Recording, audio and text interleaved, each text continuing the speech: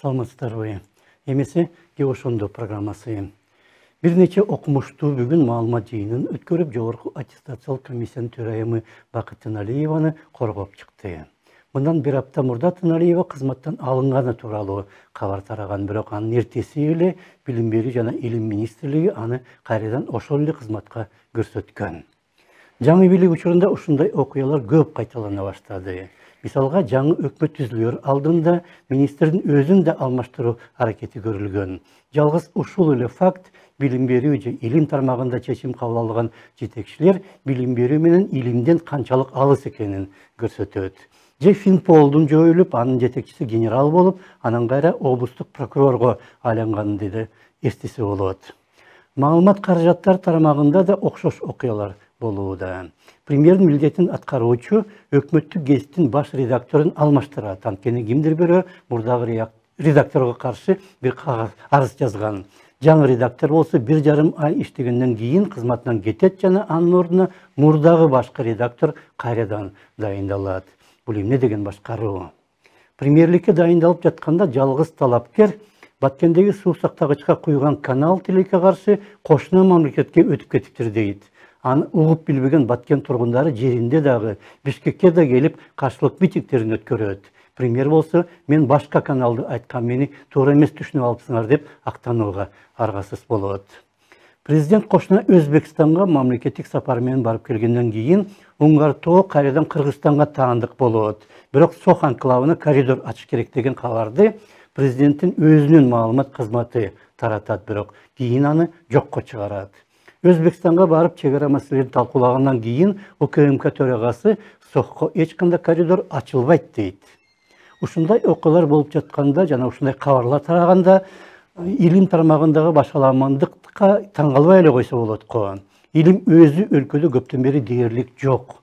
Ошондуктан аны уюштуруу иштери андан бетер жок да. Жоголуп бараткан илимди сактап калуу максатында Илимдер академиясы тууралуу ченем конституцияга киргизилди. Эми аны өзгөртүү үчүн конституциянын өзүн өзгөртүш керек болот.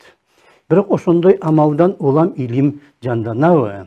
Мындан жарым жыл мурда Бакыт Тыналиева маалымат брифингин өткөрүп, айрым фактыларды келтирген.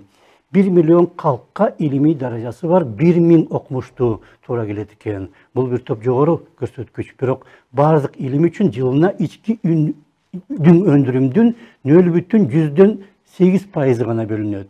Мындай шартта дегеле илим тууралуу сөз да кылуу мүмкүн эмес го.